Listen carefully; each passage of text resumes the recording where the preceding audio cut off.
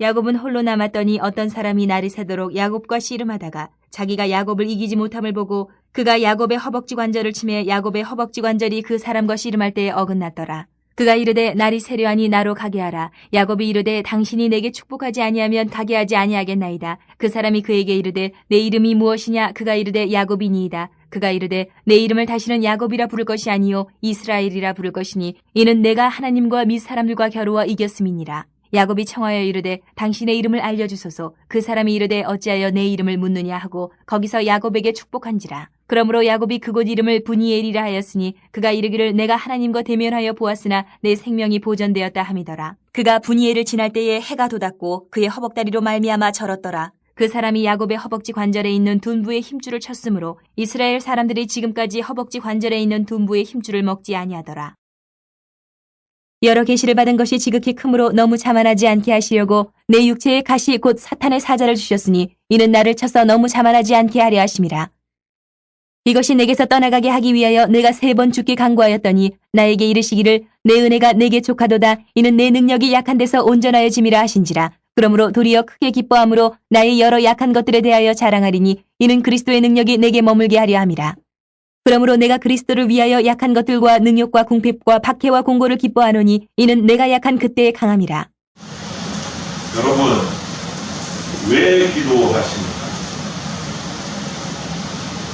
크리스찬은 다 기도하잖아요. 기도가 너무너무 중요하다는 것 아시고 시시로 기도하시지 않습니까? 어떨 때는 금식까지 하시면서 기도하시는 분들도 종종 계시고 날마다 새벽에 나와서 기도하시기도 하고 또 있는 그 자리에서 기도하시기도 하고 왜 기도하십니까? 기도하시는 이유? 아니 기도하시는 목적이 뭡니까?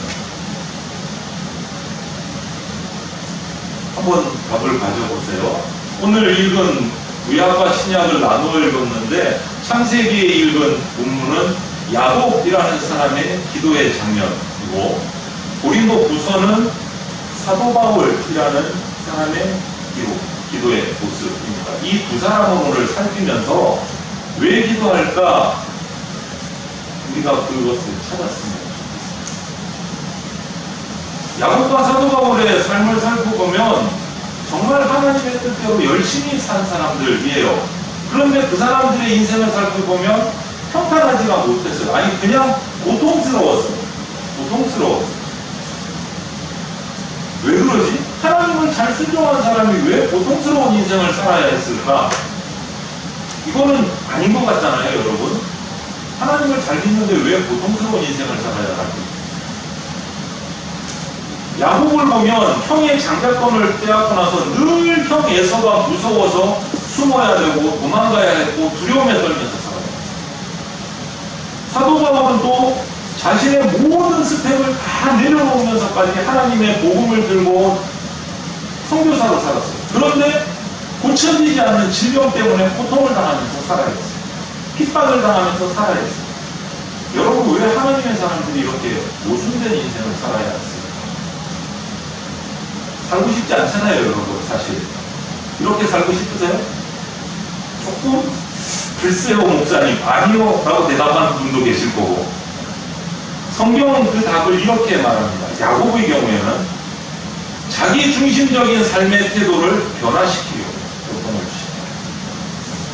사도 바울의 경우에는 큰 계시, 큰 은사를 받았는데 자만할까봐 자만하지 않도록 하시려고 이런 고통을 주셨다라고 하고 있습니다. 그러면 여러분 야곱과 사도 바울은 그것을 깨달아가지고 정신 바짝 차리고 올바르게 살았어요. 그럼 어떻게 하나님의 그 뜻을 깨달을 수 있을까? 나는 고통당하면 하나님이 원망이 먼저 툭 튀어나오는데 하나님 이 고통 사라지게 해주세요라고 단순한 기도가 튀어나오는데 야곱과 사도 바울은 어떻게 하나님의 그 깊은 뜻을 깨달을 수 있었을까? 이 두 사람의 기록을 성경을 살펴보면 그들의 공통적인 방법은 딱 한 가지였습니다. 집요한 기도. 그냥 대충 하나님 안 아프게 해주세요. 하나님 고통 빨리 지나가게 해주세요. 고통 안쓰럽게 해주세요. 이런 단순한 기도가 아니고 집요한 기도가 이 두 사람의 공통적인 방법이었어요. 그들이 이렇게 집요하게 하나님 앞에 자신의 고통을 내어놓고 기도하는 동안 이 두 사람의 인생에서 관점이 바뀌어버렸어요. 자기 바로 앞에만, 바로 주위에만 보던 그들의 시각이 넓게 멀리 보는 시각으로 바뀌었어요. 그리고 평면적으로만 보던 그들의 시각이 입체적으로 볼 수 있는 시각으로 바뀌었어요. 환경이 바뀌지 않았어요. 고통이 사라지지 않았어요. 그것을 대하는 그들의 관점이 바뀌었어요. 집요하게 기도하는 것.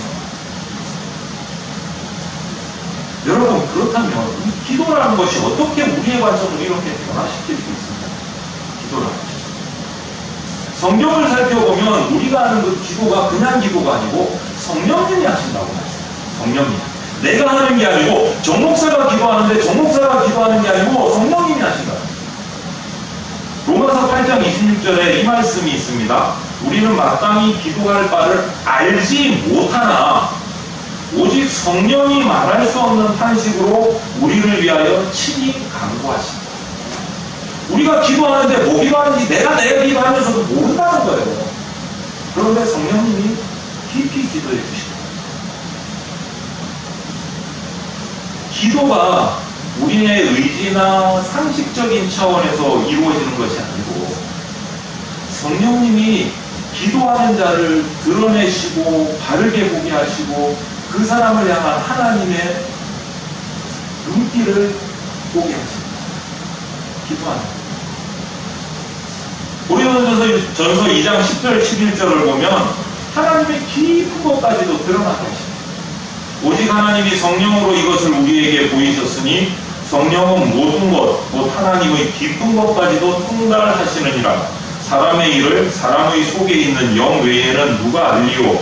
이와 같이 하나님의 일도 하나님의 영 외에는 아무도 알지 못하다. 우리가 기도하는 동안 내 기도가 아니고 성령께서 그곳에 오셔서 하나님의 뜻을 알게 해주신다. 네가 왜 고통받고 있는지, 네가 왜 이런 삶을 사는지를 알게 해주신다. 여러분, 이 말씀을 통해서 보면 우리가 만약 기도하지 않으면서 삶을 살아가면 내가 사물을 바라보고 나에게 닥친 사건을 바라보면서 기준이 뭐가 되느냐? 내 경험, 내 상식에 의지할 수 없다. 기도하지 않아요. 바른 판단이 될 수가 없습니다. 그런데 야곱과 사도 바울처럼 집요하게 기도하면 성령, 곧 하나님의 영께서 그 사물과 그 사건을 바르게 볼 수 있고 그 사물과 사건 안에 숨겨져 있는 하나님의 뜻을 깨달을 수 있게 해주십니다. 환경은 똑같아요. 우리가 보는 사건은 똑같은데 그것을 바라보는 시야가 달라집니다. 그러면 우리의 태도도 우리의 삶의 모습도 달라집니다. 여러분, 우리가 자주 겪는 고통의 원인들을 보면, 반응들을 보면 주로 우리는 그래요.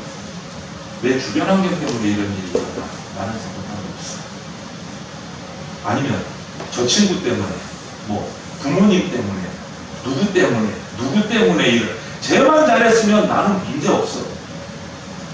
주로 이렇게 반응을 해요, 우리는. 그런데 그 고통의 원인을 깊이 들여다보면, 그 고통의 원인을 깊이 들여다보면 나의 잘못된 습관, 성품, 기질이 그 고통을 일으킨 원인이라는 것을 우리가 발견합니다. 고집스럽기도 하고 편협하기도 하고 왜곡된 관점으로 바라보기도 하고 나만의 관점으로 바라보기도 하고 기타 등등 이런 성품들이 나를 스스로 고통스럽게 하고 나를 스스로 궁지로 몰아가게 하는 경우가 너무 많다. 그것을 깨달으려면 어떻게 해야 된다?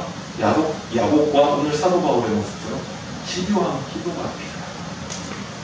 성령님의 도우심으로 그것을 발견할 수 있어야 된다. 그럼 오늘 살펴보겠습니다. 야곱부터 살펴보겠습니다.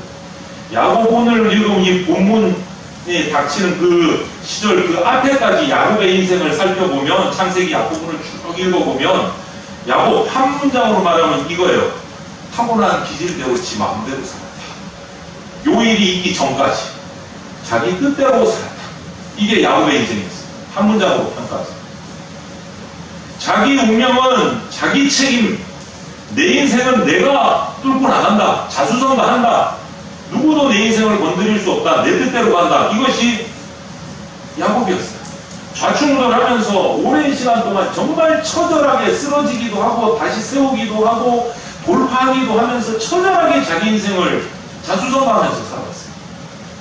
그래서 바로를 만났을 때 내가 험악한 인생을 살았다라고 표현할 정도였어요. 끊임없이 어떨 때는 자기의 계획을, 어떨 때는 자기의 음모를, 어떨 때는 자기의 계략을 부리면서 승리하기 위해서 살아왔어요. 야곱. 그리고 마침내 형을 떠나서 도망했던 그 인생을 마무리하면서 다시 고향으로 돌아가게 됐을 때 오늘 이 사건이 일어난 거예요. 우리가 읽는 이 부분. 장자권을 빼앗긴 형 에서가 야곱이 온다는 소식을 듣고 400명을 부하를 거느리고 야곱을 향해서 달려갔어요. 이 소식을 야곱이 미리 들었습니다. 야곱은 형이 군사를 이끌고 자기를 치러 온다고 생각했어요. 자기를 치러 온다. 그런데 성경 어디를 봐도 이 400명이 야곱을 대적하고 온 건지 야곱을 환영하러 온 건지 분명하게 밝힌 곳이 없어요. 야곱은 그런데 대적하러 온다고 생각을 하는 거예요. 자기가 형의 장자권을 훔쳐가지고 도망갑니다. 형이 목수하러 온다고 생각을 합니다. 그러니 두렵죠. 떨렸죠. 적으로 받아들였으니까 형을. 할 수 있는 모든 수단과 방법을 머리를 굴렸습니다. 어떻게 하면 피할 수 있을까? 어떻게 하면 망하지 않을 수 있을까? 이 장애물을 극복해볼까? 아무리 생각해도 떠오르지 않아요. 그래서 한밤에 홀로 야복강이라는 강가 나루터에 남았습니다. 해법이 안 나오는 거예요. 시원한 해법이. 그런 전략가가, 지략가가 지금 그거 갖고 지금까지 살고 부자가 됐는데 요것만큼은 답이 안 나오는 거예요. 마지막으로 이제 딱 하나 남았어요. 하나님 앞에 그냥 매달려. 하나님, 어떻게 할까요? 살려주시오. 이거밖에 안 나오는 거예요. 그때 한 음성이 들려옵니다. 야곱에게. 네 이름이 뭐냐? 하나님 음성. 네 이름이 뭐냐? 야곱이 대답합니다. 야곱입니다. 여기서 하나님이 야곱에게 이름을 몰라서 부르셨을까요? 아니요. 이름을 부른 이유가 뭘까요? 여러분, 이름을 부르는 순간 그 사람의 역사가 따라왔어요. 이름은 다른 사람과 구별하기 위한 단순한 호칭이 아니에요, 여러분. 하나님이 지어주신 이름은 인생과 정말 밀접한 관계가 있습니다. 이름대로 인생을 사는 거예요, 이름. 그래서 야곱에게 이 이름을 물으신 것은 야곱아, 야곱 이름의 뜻이 뭔지 아세요? 여러분, 야곱과에서는 쌍둥이에요. 에서가 먼저 나오고 엄마에 대해서 야곱이 형 에서보다 먼저 나오려고 발버둥 치다가 형 에서의 발꿈치를 붙잡고 딸려 나와서 둘째가 됐어요. 발꿈치를 잡았다 그래서 야곱이라는 이름이 붙여졌어요. 치열한 삶을 태어나오면서부터 야곱아, 하나님이 말씀하십니다. 부르신 이유는 네가 이렇게 삶이 피곤하고 공부하기 힘든 이유가 뭔 줄 아느냐라고 물으시는 거예요. 네 이름이 뭐냐라고 물으시는 거예요. 이름의 뜻이 그래요. 형 한번 이겨볼 거라고 발꿈치 붙들고 엄마 뱃속에서부터 끌려 나오네요. 네 이름이 뭐냐에 그런 의미가 있어요. 야곱의 인생이 그 이름 가운데 정말 치열하게 살았습니다. 모든 방법과 수단과 계략을 다 써서 자기가 이기기 위해서 살아왔어요. 그래서 지금까지 이겨왔어요. 형까지도 이겨먹었어요. 그가 이렇게 험악한 삶을 사는 것은 누구 잘못도 아닌 거예요. 이렇게 먹고 그냥 자기 스스로 만들어낸 일입니다. 변화되지 못한 성품으로 자기 뜻대로 살 결과예요. 집요하게 하나님 앞에 오늘 야복강 나루터에서 기도하는 동안 하나님께서 야곱의 모습을 과감하게 다 드러내게 하십니다. 야곱 스스로가 자기의 삶을 돌아보게 하십니다. 네 이름이 뭐냐라는 말씀. 이름대로 살지 말라고 경고하십니다. 그러면서 하나님의 마지막 말씀이 뭐예요? 너 야곱의 이름을 이제 쓰지 말고 이스라엘로 이름을 바꿔라. 이름을 바꿔주셨어요. 이스라엘이라는 이름의 뜻이 뭡니까? 하나님과 겨루어 이겼다. 지금 이스라엘이라는 나라의 국호가 되어 있습니다. 하나님과 겨루어 이겼다. 집요하게 하나님께 매달려서 끝내 하나님으로부터 그 답을 찾아낸 거예요. 집요하게 기도했어요. 자신 인생의 고통의 이유를 찾아낸 거예요. 그 답을 찾아낸 거예요. 여러분, 우리 운명은요, 다른 사람들을 통해서 자지우지되는 거 아닙니다. 다른 사람들 핑계대지 마십시오. 나에게 있습니다. 자신에게 있습니다. 비로소 자기 실체가 드러나고 자기 모습이 어떤지를 깨달은 야곱이 하나님께 본질적인 물음을 하는 거예요. 여태껏 자기가 생각했던 하나님, 내가 믿고 싶었던 하나님, 그 하나님만 믿어왔던 야곱이 이제는 하나님을 제대로 알고 있습니다. 자기가 만든 하나님 말고 내가 보고 싶었던 하나님 말고 진짜 하나님 전체를 알고 싶어진 거예요. 그리고 야곱이 던진 질문이 뭡니까? 당신의 이름이 무엇입니까? 당신의 이름이 무엇입니까? 하나님이 대답이 뭐였을까요? 하나님도 참 대답을 멋지게 대화를 하세요. 저도 닮고 싶어. 어째서 내 이름을 묻느냐? 이렇게 반문을 하십니다. 어째서 내 이름을 묻느냐? 여러분, 이 대답의 이해를 하셔야 돼요. 네가 나를 안다고 생각하고 지금 평생 살아왔지 않느냐? 그런데 너 왜 그렇게 행동하느냐? 그런데 왜 내 이름을 묻느냐? 정말 몰라서 묻느냐? 정말 몰라서. 그러면서 축복을 내리십니다. 여기서 야곱은 이 집요한 기도 속에서 하나님과의 대화를 통해서 하나님을 그냥 머리로만 알게 된 게 아니고 자기의 삶 속에서, 경험 속에서 이제 하나님을 만나게 된 거예요. 여러분, 하나님은 공부해서 만날 수 있는 분이 아니에요. 인간적인 지식적인 탐구를 가지고 하나님을 만날 수 없어요. 하나님의 성품은 알 수 있어요. 이런 하나님 알 수 있어요. 그것도 필요해요. 그게 나쁘다는 거 아닙니다. 그런데 그게 다가 아니라 야곱도 거기까지 알았어요. 그런데 그게 다가 아니에요. 오늘 야곱과 나루터에서 집요한 기도 속에서 자기가 알지 못했던 온전한 하나님을 드디어 만났어요. 여러분, 기도로 그 하나님을 만날 수 있습니다. 그래서 야곱의 오늘 기록을 보면 마지막 고백이 뭡니까? 내가 하나님과 대면했다. 그래서 그 장소 이름을 뭐라고 말합니까?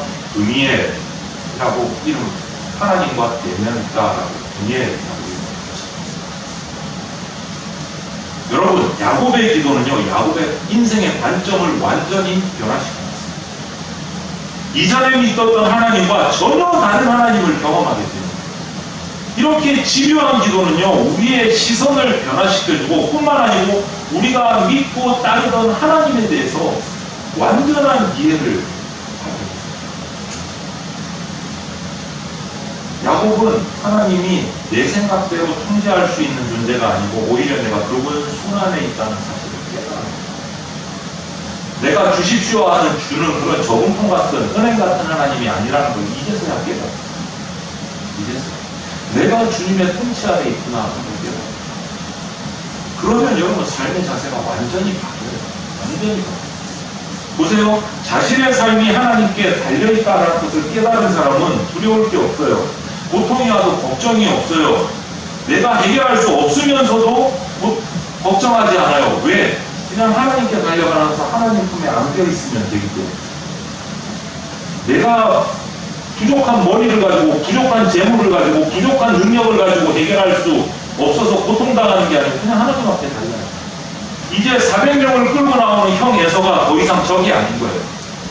에서를 만났을 때 어떻게 말합니까? 형을 하나님 뵙는 것 같다라고 했어요. 에서가 안 달려 나옵니까? 400명의 군사를 안 끌고 나옵니까? 아니요, 형사, 지금 상황은 똑같아요. 그런데 무엇이 바뀌었습니까? 야곱의 완전히 바뀌었어요. 똑같은 상황 속에서 야곱의 완전히 바뀌었는데 완전히 다른 결과. 상황은 하나도 바뀐 것이 없어요. 여러분의 인생은 하나도 바뀌지 않을 수 있어요. 그런데 내가 치료하게 기도할 때 무엇이 바뀐다고요? 그 흰색을 바라보는 나의 관점이 바뀌어요.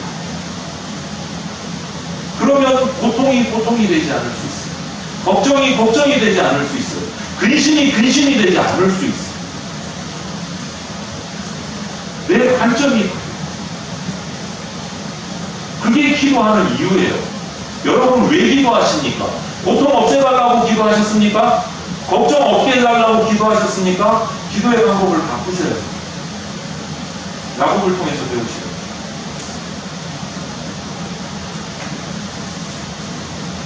그의 기도는 그의 인생 모든 것을 변화시켰어요. 잠언 16장 7절에 보면 이런 말씀이 있습니다. 사람의 행위가 여호와를 기쁘시게 하면 그 사람의 원수라도 그와 더불어 화목하게 하시는 것.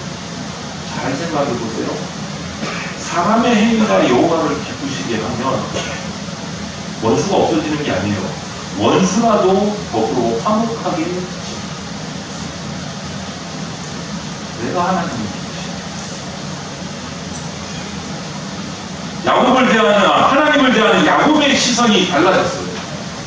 이제까지 야곱이 알고 있었던 하나님은 자기 중심적으로 만든 하나님. 빨간 옷 입고 싶으니까 하나님께 빨간 옷 입히시고, 나는 핑크 모자 예뻐하니까 하나님께 빨간 핑크 모자 씌우고, 나는 명품 가방 좋아하니까 하나님께 명품 가방 딱 들고 다니게 하시고, 자기 마음대로 하나님을 꾸미고 이게 내가 믿는 하나님이야 했던 그 야곱이 그 모든 것을 다 내려. 내가 하나님께 붙들려 있습니다. 완전히 내가 만든 내가 꾸민 하나님이 아니고 하나님이 나를 붙들고 계십니다고 바뀝니다. 여러분, 그의 치료한 기도는 부분적으로 이렇게 알고 있었던 하나님보다 정말 온전하고 깊게 알 수 있도록 합니다. 왜 기도하십니까? 여러분, 하나님을 깊이 알기 위해서 기도하십니다. 사도 바울을 한번 볼게요. 그의 생애 똑똑한 사람입니다. 공부 많이 했습니다. 학위 많습니다. 요즘으로 말하면 인텔리고 존경받는 스펙을 가진 대단한 사람입니다. 그런데 그가 변화된 이후에 그 모든 기득권을 다 포기합니다. 그리고 복음 하나만 들고 충성스러운 선교사의 삶을 살아갑니다. 이 정도면 학길이 하나님이 평통케 만들어 주셔야 되잖아요. 거칠 게 없이 복 주셔야 되잖아요. 그런데 그의 발목을 잡는 불치의 질병이 있어요. 얼마나 답답했겠어요. 복음 전하려면 이 질병만 없으면 더 열심히 더 잘 전할 수 있겠는데, 그래서 오늘 기록을 보면 성경이 3번이나 하나님 앞에 치유를 위해서 기도했다. 꼭 3번이 아니고 정말 하나님께 응답 받을 만큼 기도하십니다. 기도하면 치유해 달라고, 이 병을 고쳐 달라고 기도합니다. 하나님의 응답이 드디어 떨어졌습니다. 잘 아시죠? 뭐라고 대답하셨습니까? 이 질병을 고쳐달라고 했을 때 하나님의 대답은 뭡니까? 은혜가 족하다, 더 이상 기도하지 마라. 그냥 그러고 살아라. 정말 하나님 정 없으시죠? 냉정하시죠? 그 하나님 그냥 그래 봐봐, 집에 가면 고쳐졌을 거야, 이러면 끝나실 텐데 네가 받은 은혜가 족하다, 그냥 그렇게 살아라. 여러분, 이런 하나님 예배하고 싶으세요? 어떠세요? 솔직히 한번 얘기해 보세요. 정 목사야, 너 받은 은혜가 좋게 그냥 그렇게 살아. 됐어, 거기까지. 기분 좋을까요, 안 좋을까요? 제가 기도를 얼마나 열심히 했는데. 그냥 그렇게 살아, 거기까지. 사도 바울한테 그렇게 응답을 주죠. 자기의 모든 것을 다 내려놓고 복음에 헌신한 주의 종입니다. 그냥 그렇게 살아, 거기까지. 이 의미가 뭘까요? 이거예요. 그동안 네 삶을 돌아가. 네가 얼마나 다른 사람들이 받지 못했던 큰 은혜와 계시들과 말씀의 능력을 받았는지 보란 말이야. 그것으로 충족하다. 두 번째 의미는 진짜 능력이 뭔지를 깨달아요. 진짜 영고침 받는 게 진짜 능력이 아니다라는 거예요. 이런 바울의 왜곡된 생각을 갖고, 왜냐하면 바울은 수많은 병자를 자기가 고쳤어요. 그런데 자기 병은 진짜 못 고쳐, 정작. 딴 사람 병은 고치는데 자기 병은 못 고쳐. 기도를 해도 안 나. 딴 사람 병은 손 얹고 기도하면 낫는데. 그래서 기도한 거예요. 그런데 그걸로 촉박한 거죠. 진짜 능력은 그게 아니다. 여러분, 사도 바울의 이런 왜곡된 시선을 바꿀 수 있었던 게 바로 집요함이죠. 진짜 능력은 뭡니까, 여러분? 잘 갖춰진 인간적인 조건이 아니고 하나님의 능력을 인정하고 거기에 완전히 의지하는 거예요.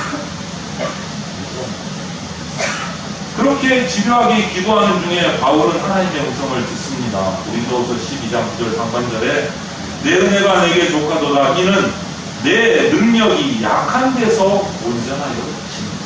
이게 중요한 거예요. 내 능력이 약한 데서 온전해집니다. 그래서 고백합니다.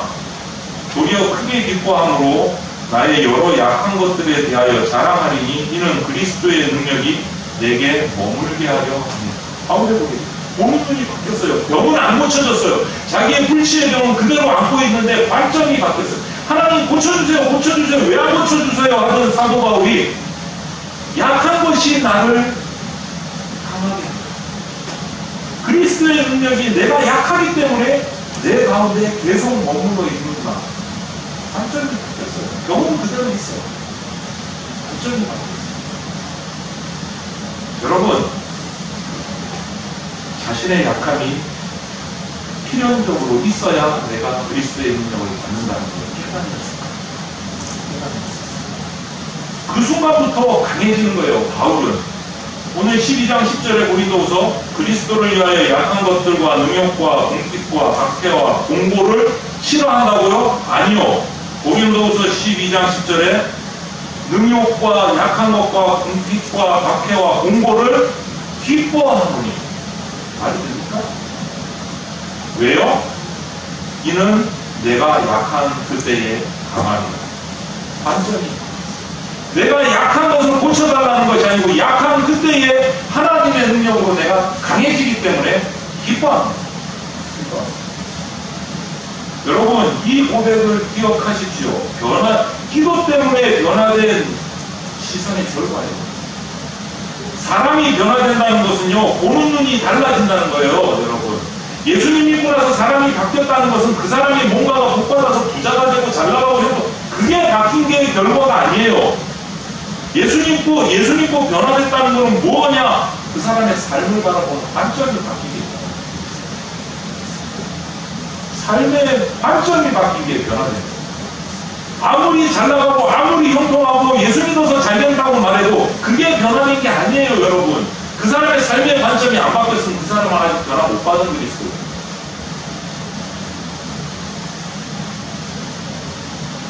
냉소적인 시선이 진지한 시선으로 바뀌어요. 부정적인 시선이 긍정적인 시선으로 바뀌어요. 내 중심적인 시선이 다른 사람을 바라보는 시선으로 바뀝니다. 깍쟁이 같은 시선이 반대하는 시선으로 바뀌어요. 답답했던 시선이 시원하게 넓은 시선으로 바뀝니다, 여러분. 내 앞만 바라보는 시선이 먼 곳을, 높은 곳을, 깊은 곳을 바라보는 시선으로 바뀝니다. 여러분, 기도하면 나를 알게 됩니다. 내가 얼마나 탐욕스러우니까, 내가 얼마나 좁은 인간인지, 내가 얼마나 답답한 인간인지를 알게 됩니다. 집요하게. 그러면 회개하게 되고 내 삶이 바뀌게 되는 거예요. 여러분, 우리가 깊이 기도하는 동안 하나님의 시선이 나의 시선이 그만큼 시야가 넓어지고 원대해진다는 거예요. 기도하는 사람은요, 세상의 그런 것들과 타협하지 않습니다. 왜? 그 뒤를 바라보고 그 뒤에 높은 것을 바라보기 때문에 내 앞에 세상과 타협하지 않습니다. 여러분, 우리는 사실 기도할 때 내가 뭘 기도해야 될지 모르고 기도할 때가 많아요. 앞만 바라보고 병 고쳐주세요, 고통 없게 해주세요, 부자 되게 해주세요, 뭐하게 해주세요, 뭐하게 해주세요. 사과합니다. 오늘 야곱과 사도 바울의 기도는 그게 아니었어요. 삶을 바라보는 그 고통을 바라보는 시선을 받고 달려는 기도였어요. 여러분, 우리의 기도가 이렇게 되기를 바랍니다. 우리 교회의 바람이 그런 바람이 되기를 바랍니다.